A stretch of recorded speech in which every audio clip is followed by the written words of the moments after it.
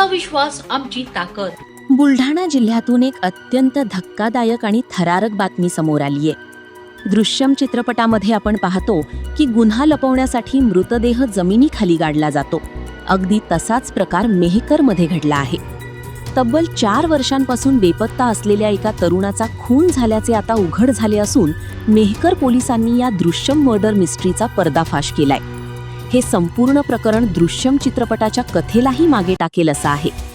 17 April 2026 रोजी एका महिलेने आपल्या पतीविरुद्ध छळाची तक्रार दिली आणि याच तक्रारीच्या चौकशीतून पोलिसांना एका मोठ्या गुन्ह्याचा सुगावा लागला.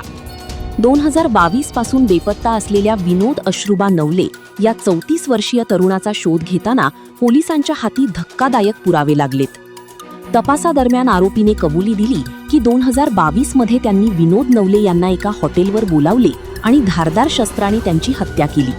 एवढेच नाही तर पुरावा नष्ट करण्यासाठी मृतदेह हॉटेलच्या मागील शेतात पुरून त्यावर सिमेंट कॉन्क्रीटचा थर टाकला होता.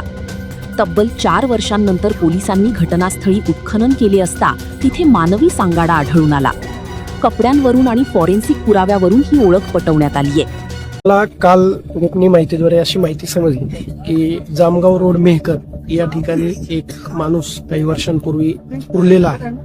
तर आम्ही त्याची शहानिशा केली असता आणि खातरजमा करून सर्व कायदेशीर जी प्रक्रिया आहे, कार्यकारी दंडाधिकारी, त्यानंतर doctor, forensic team, videographer, photographer यांना सर्वांना आणि 2 पंच, शासकीय पंच यांना सोबत घेऊन या माहितीची खातरजमा करण्यासाठी स्पॉटला येऊन सकाळी सर्व कायदेशीर प्रक्रिया पूर्ण करत आम्ही या ठिकाणी खोदकाम केलं असता आम्हाला एक मानवी सांगाडा मिळून आलेला आहे.